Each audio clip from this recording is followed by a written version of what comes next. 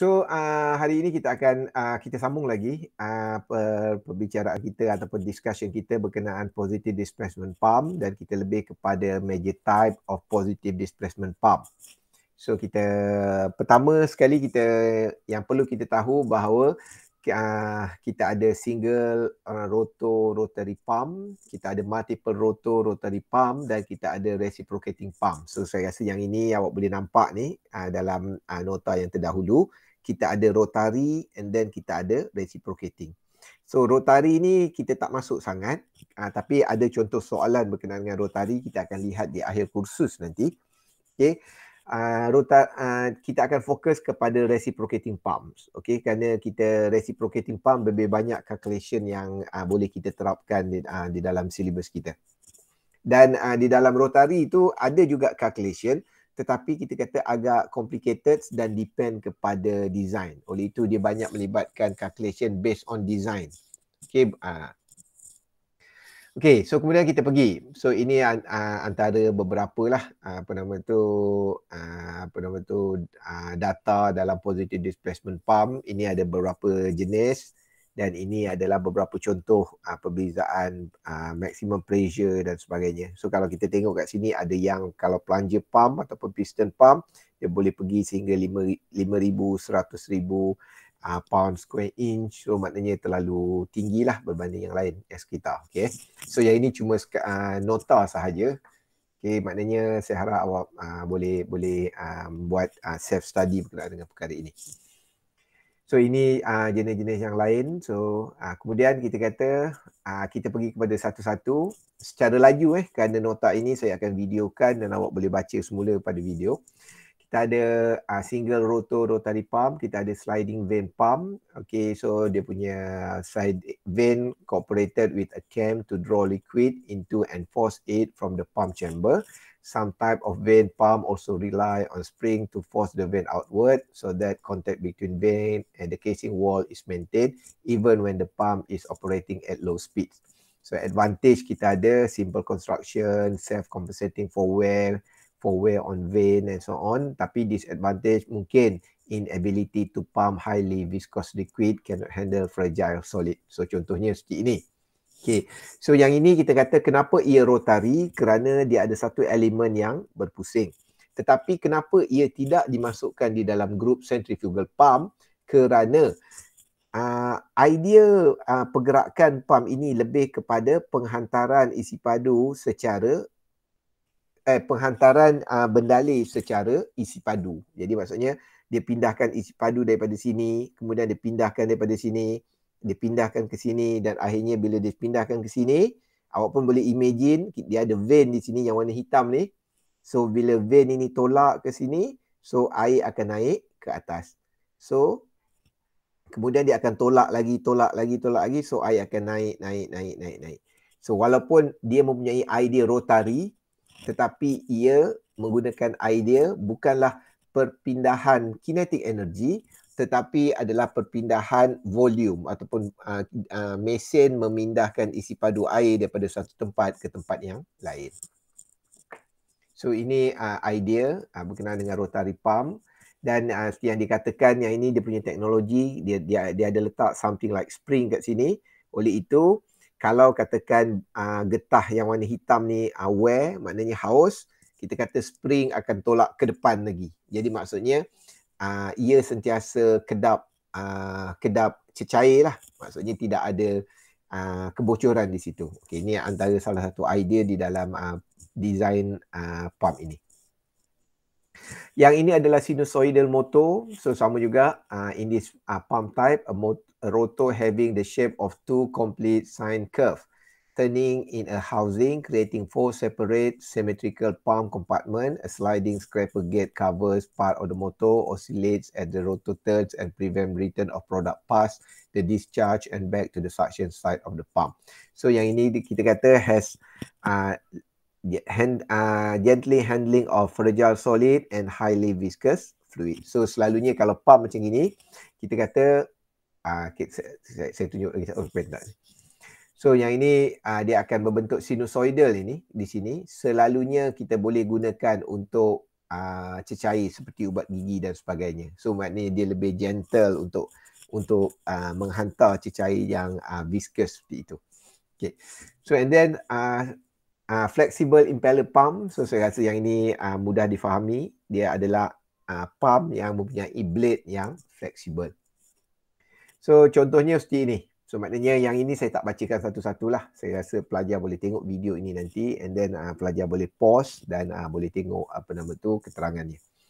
Okay, ini adalah contoh. So bezanya ialah kita kata vein di sini agak daripada getah yang fleksibel. Oleh itu kita kata dalam masa yang sama ia boleh mengurangkan wear and tear effect. Maksudnya kalau dia wear, dia boleh bergerak ke depan lagi untuk mengurangkan kebocoran, leakage. So yang ini dia berpusing dan konsep dia menolak air daripada satu area ke satu area sehinggalah di sini air akan ditolak keluar. And then ini adalah flexible tube ataupun peristaltic pump. Okay, yang ini kita kata agak kita ingin bincangkan lama sikit lah. So jadi it is also called a peristaltic pump kerana dia bergerak secara peristaltic. So ini this action is similar to what happen when a person swallows, a process called peristalsis, which is how the pump get its name. Okay, so maknanya dia akan bergerak dengan cara urutan sebenarnya. So jadi kalau kita lihat, so advantage seperti ini dan disadvantage seperti ini pelajar boleh lihat. So ini yang dikatakan peristaltic pump. Okay, antara idea ataupun application yang menggunakan peristaltic pump ni lebih kepada untuk orang dialisis darah. Jadi maknanya suntikan darah daripada tangan seseorang mungkin secara mudahnya kita kata akan direct masuk ke sini. So and then di sini roller ni kalau nampak dia menekan sedikit kan. Kalau dia menekan sedikit maksudnya dia seolah-olah memberi ruang. Maknanya dia urut pergerakan ini, so darah kan akan berjalan dan berjalan. So kalau awak tengok kat sini, kita nampak dia kat sini, dia tekan kat sini, seolah-olah dia memberi satu ruangan di sini. So ruangan inilah yang akan kita pindahkan darah tersebut. So jadi dalam keadaan ini kita kata setiap kali pesakit datang, kita cuma ganti hos ini sahaja. Kerana hos ini kita kata antara bahan yang perlu dijaga bagi mengelakkan kontaminan. Maksudnya kita tak boleh menggunakan centrifugal pump untuk membuat untuk dialisis darah dan sebagainya. So yang ini kita kata akan memberi kelebihan kepada memberi kelebihan in term of mengurangkan jangkitan atau sebagainya. Okay, and then kita kata ada progressing cavity pump. So yang ini kita kata nama ini kadang-kadang dia diberi berdasarkan bentuk. So jadi kita kata advantage untuk awak ingat satu dua nama dan juga bentuk asas pump. Walau bagaimanapun kalau awak tengok awak study banyak berkenaan dengan positive displacement pump ni, awak dapati bahawa dia yang sebenarnya menggunakan idea yang sama, iaitu kita akan menggerakkan isi padu, volume. So yang ini yang dikatakan progressing tu sebab apa? Ini ada kata progressing cavity kerana idea dia akan buat bentuk seperti ini, berlekuk-lekuk dan sebagainya. Dan kalau kita kalau awak study pump berkenaan ini, kita melihat cara pergerakan dia 3D, seolah-olah ia membentuk ruangan yang berterusan. Dia akan membentuk kawasan yang tidak bersentuhan ni. By right dia adalah berterusan dan berbentuk spiral. Maknanya dia akan bergerak ke depan. Okay, antara kelebihan progressing cavity pump ni, kita kata ia dapat memampatkan something. Contohnya selalunya antara application yang kita gunakan idea ni bila kita nak menguli ataupun kita nak menggerakkan sesuatu yang high viscous. Okay, yang paling mudah kita kata contoh kalau kita nak uli tanah liat, okay, plasticine katakan. So kalau kita uli mungkin kita kata ada ruang kosong. Jadi selalunya kita akan masukkan ke dalam pump seperti ini supaya dia uli, dia mampatkan dan akhirnya dia boleh menghasilkan satu solid plasticine kita kata yang tiada ruang kosong. Itu idea dia. So maknanya kalau kita nak pindahkan barang, kita boleh memindahkan dalam keadaan dia telah diuli dan mampat, tidak ada lagi ruang kosong dan sebagainya. Okay, so yang ini kita kata salah satu kelebihan untuk pump progressing cavity pump ni. So ni external gear pump. So di sini perkataan gear di sini kerana apa? Kerana bentuknya adalah bentuk gear. So maknanya pelajar boleh baca yang ini nanti. So okay, dia bentuk dia seperti macam gini. So idea dia ialah sama juga, cecair akan masuk di celah-celah gear ini dan dia akan dihantar untuk dipindahkan ke kebuk yang satu lagi. So ni internal gear pump, sama juga idea dia, cuma kita mengatakan bahawa ia dipindahkan, cecair akan duduk di antara gear ini. So jadi kalau awak tengok kat sini, dia punya shaft ni tidak center. Kerana apa? Dia cuba mewujudkan tekanan. Okay, jadi kalau macam gini, kita kata kat sini ruang akan jadi besar. So bila masuk kat sini, so cecair akan ditolak naik ke atas.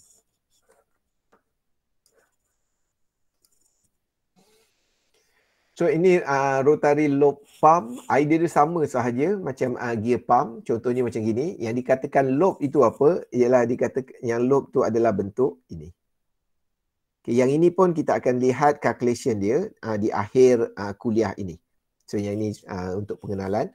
So yang ini kita kata awak boleh imagine, maknanya kalau yang ini bergerak, dia akan menyebabkan dia menolak ini ke sana dan dia akan turun ke bawah. So ini akan menghasilkan apa nama tu? Kebuk yang berbeza. Okay, so dia bergerak lebih kurang macam ginilah. So jadi katakan kalau macam gini, yang ini, okay, yang ini dia bergerak ke sana. So yang ini akan tolak kemari. So ini menyebabkan yang ini akan bergerak ke sini. Dan akhir dia akan bergerak, akhirnya di sini kita kata, so and then bila dia bergerak lagi ke sini, so cecair ini akan pergi ke sana. Ini akan menyebabkan bahagian ini akan bergerak ke sana. So air di sini pun akan ditolak masuk kepada outlet pipe. Okay. Yang ini circumferential piston. So yang ini diberi berdasarkan kerana bentuk dia seperti ini. So maknanya dia ada seolah-olah bentuk radius di sini. Itu sahaja, tapi ideanya sebenarnya masih lagi sama. Ia mencipta ruang untuk air masuk, isi padu air dimasukkan dan dipindahkan. Ni multiple screw pump. So ni bentuknya macam screw je sebenarnya. So kat sini dia akan rolling, berpusing. So cecair akan masuk di celah-celahnya dan akhirnya akan dialir keluar. Okay, so yang ini sama juga dah. Ni 3 screw, 2 screw dan sebagainya. Okay, and then ini yang kita fokuskan di dalam reciprocating pump yang kita nak belajar dalam tajuk ini, iaitu piston pump. Okay. So the liquid end of a reciprocating piston pump consists of a chamber having liquid inlet and outlet port with most design having check valve in both the inlet and outlet port. So kat sini yang first awak kena faham ialah pertama kita kata seolah-olah ada piston di dalam piston pump. Kemudian for sure akan ada inlet dan akan ada outlet.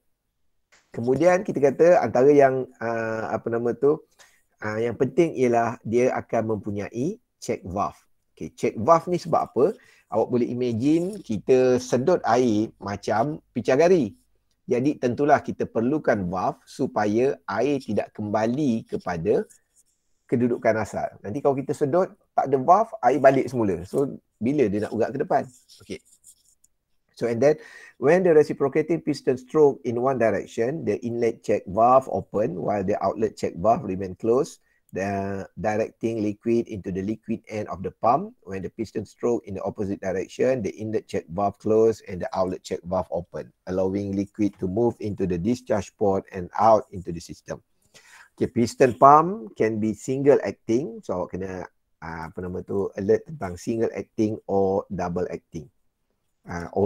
Although most are double acting. So kerana kita kata kalau single acting ni yang paling yang mudah awak faham.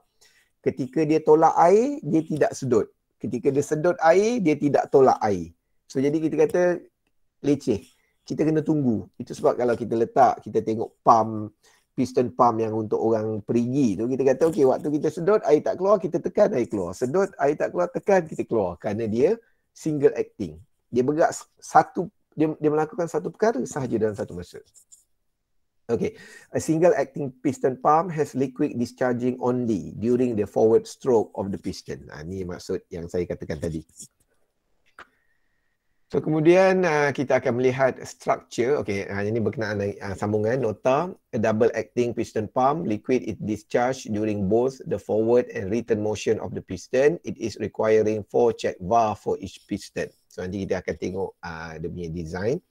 Double acting design are generally associated with a slower speed and medium pressure, while single acting design are more generally associated with higher speed and higher pressure. Double acting piston pump are quite a bit more efficient than single acting pump when the inlet pressure are quite high. So ini yang dikatakan double acting dan single acting. So kalau single acting ni bila kita tekan, okay, so air akan dihantar keluar. Okay, dan bila kita tarik ini, so air akan masuk. Tapi valve di sini akan tertutup. Double acting, dia akan bergerak. So kalau dia tekan kat situ, ada air yang akan di-push keluar. Tapi dalam masa yang sama, ada air yang masuk. Kemudian bila ia bergerak ke situ, so air tadi, air yang dekat sini akan di-push keluar. Tetapi air juga dalam masa yang sama disedut masuk di dalam kebuk inlet. So itu sebab kita kata double acting ni lebih efisien, lebih banyak air yang dialirkan. Cuma kita kata oleh kerana ia banyak sangat valve di sini, selalunya orang akan limitkan had laju dia. Kerana kalau valve buka tutup, kita kena faham ia adalah mechanical part. So jadi wear and tear akan berlaku dan kadang-kadang dia tidak synchronize. So kadang-kadang mungkin valve terbuka, tak nak balik semula. Macam gitulah. Jadi kita kata kita cuba sesuaikan dengan satu optimum had laju. And then plunger pump, it is similar to a piston pump except the reciprocating member is a plunger rather than a piston. So ini beza dia macam gitulah. Kita kata kita ada plunger rod sahaja yang ditarik, turun dan sebagainya untuk pergerakan pump. So and then diaphragm pump. So diaphragm ni maksudnya diafragma. Maksudnya kita ada seolah-olah satu layer, okay, yang akan digunakan untuk menggerakkan pump. So jadi contohnya yang inilah yang paling mudah. So kita kata kat sini kita ada seolah-olah satu diaphragm. So bila kita tekan gitu, okay, katakan ni dia angkat, cecair masuk. So and then bila dia tekan, cecair pun akan keluar semula. Okay, dekat sini kita kata ini kita ada satu nama part yang kita namakan air chamber. So nanti kita akan belajar di dalam contoh tutorial berkenaan dengan air chamber, apa function dia, pengiraan macam mana yang perlu kita buat sekiranya ada air chamber atau tidak. Okay.